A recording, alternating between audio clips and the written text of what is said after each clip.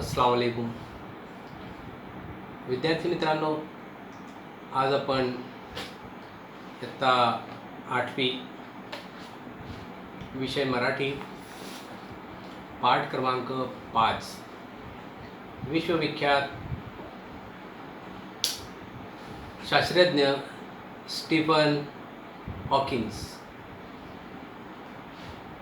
विश्वविख्यात दुनिया भर में मशहूर शास्त्रज्ञ साइंटिस्ट.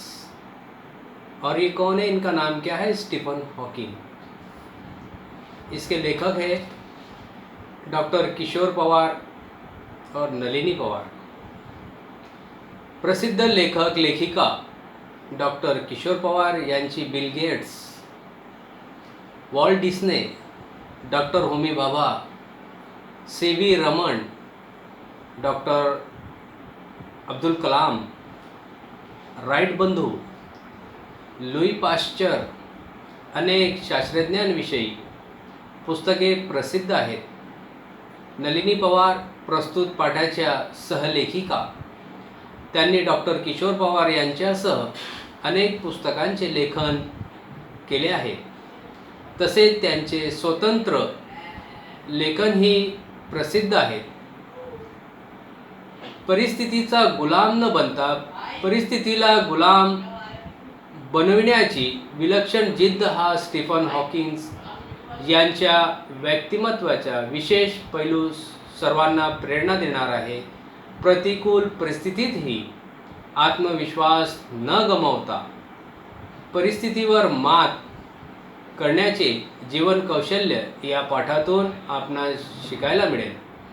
प्रस्तुत पाठ हा विश्वनिर्मितीचा शोध घेणारा मृत्युंजय शास्त्रज्ञ स्टीफन हॉकिंग या पुस्तकातून घेतला आहे.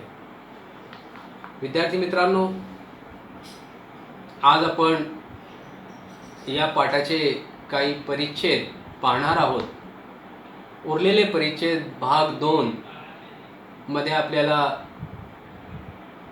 पाहायला मिळेल. ही गोष्ट आहे आपल्या शारीरिक अपंगत्वावर मात करून वैज्ञानिक क्षेत्रात स्वतःचा स्वतंत्र ठसा उमटवणाऱ्या दिव्यांग शास्त्रज्ञांनी. हे दिव्यांग शास्त्रज्ञ म्हणजे स्टीफन हॉकिंग. अब जो है ये कहानी है जो शरीर से अपंग है और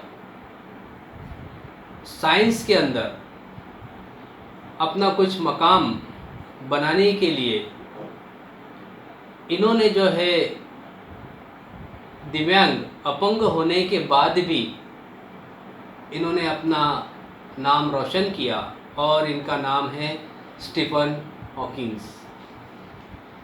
8 जानेवारी 1942 रोजी स्टीफन विल्यम हॉकिंग यांचा जन्म इंग्लंडमधील ऑक्सफर्ड येथे झाला.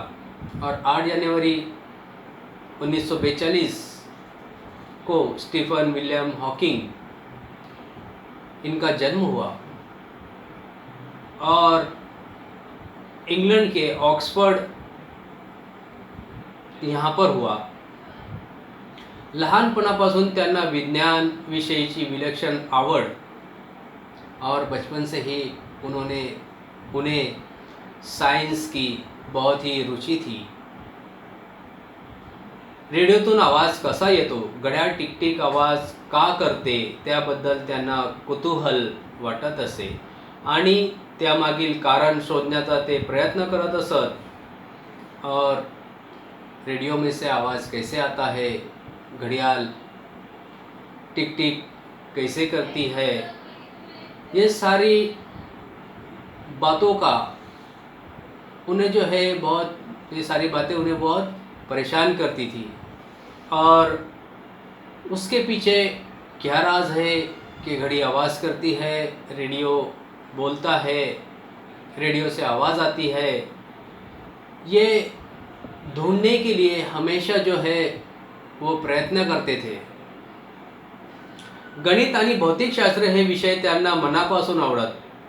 और मैथ, गणित और साइंस ये जो सब्जेक्ट है दो सब्जेक्ट, दो विषय इन्हें जो है बहुत ही दिल से अच्छे लगते थे. अभ्यासाबरोबर फुरसतीच्या वेळात बोटी वल्हवण्याचा त्यांना छंद होता. और पढ़ाई के साथ साथ बोटी वल्लवने यानी नाव चलाना, यानी पढ़ाई के साथ साथ और जब वो रिकामे होते थे उस वक्त जो है उन्हें नाव चलाने की भी एक शौक था, नाव चलाने का भी शौक था. शास्त्रज्ञ होण्याचे स्वप्न उराशी बाळगून त्यांनी ऑक्सफर्ड विद्यापीठातील युनिव्हर्सिटी कॉलेजमध्ये प्रवेश घेतला. और साइंटिस्ट होने का जो उनका ख्वाब था वो उराशी बोले तो दिल से लगा कर रखा था उन्होंने. और ऑक्सफर्ड विद्यापीठ यूनिवर्सिटी कॉलेज में उन्होंने जो है प्रवेश लिया, ॲडमिशन लिया. पुढे PhD करण्यासाठी त्यांना केम्ब्रिज विद्यापीठाची शिष्यवृत्ती मिळाली व त्याच विद्यापीठात त्यांचे संशोधन सुरू झाले. आणि अचानक विलक्षण अशा दुःखद अनुभवाला त्यांना सामोरे जावे लागले. और उसी कॉलेज के अंदर उन्हें जो है PhD की डिग्री भी मिली और केम्ब्रिज विद्यापीठ के अंदर उन्हें शिष्यवृत्ति मिली. और उसी विद्यापीठ के अंदर उनका जो है संशोधन शुरू हुआ और अचानक उन्हें एक दुख से गुजरना पड़ा. आपल्या बुटांची लेस बांधताना आपल्या बोटांची हालचाल व्यवस्थित होत नाही हे त्यांच्या लक्षात आले. और उनके बूट की लेस बांधने की उन्होंने कोशिश की मगर वो लेस उनसे बांधी नहीं गई. और उन्हें महसूस हुआ कि उनके हाथों की उंगलियां वो चल नहीं रही है. नाताळच्या सुट्टीत घरी असताना त्यांना होणारा हा त्रास त्यांच्या वडिलांच्या लक्षात आला. और नाताल की छुट्टी के अंदर वो घर आए हुए थे और स्टीफन को ये जो त्रास हो रहा था कि उंगलियां चल नहीं रही ये उनके वालिद के ध्यान में आया. अनेक शारीरिक तपासण्यानंतर त्यांच्या मोटार न्यूरॉन या रोगाचे निदान झाले. और उन्होंने बहुत सारी उनके चेकअप कराए. चेकअप कराने के बाद एक जो है रोग उनके सामने आया जिसे मोटार न्यूरॉन कहते हैं. यानी उससे जो है अशक्तपणा, अडखळत बोलणे, अन्न गिळताना होणारा त्रास ही या रोगाची प्रारंभिक लक्षणे.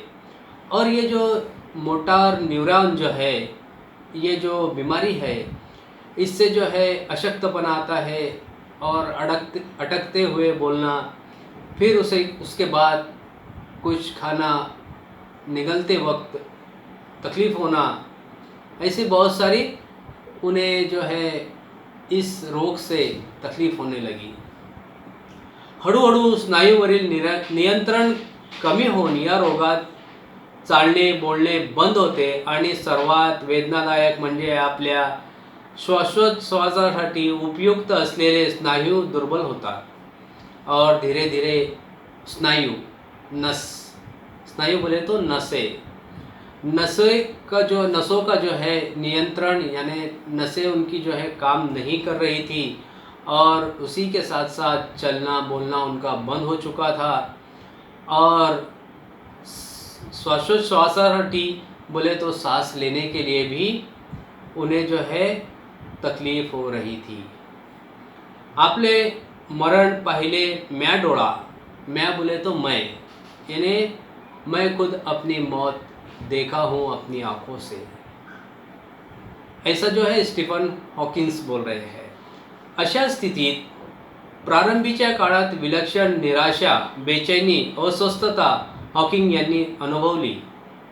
और उन्होंने जो है बहुत ज़्यादा निराश हुए, बेचैनी महसूस की और ये सारी बातें उनको जो है तकलीफ़ दे रही थी.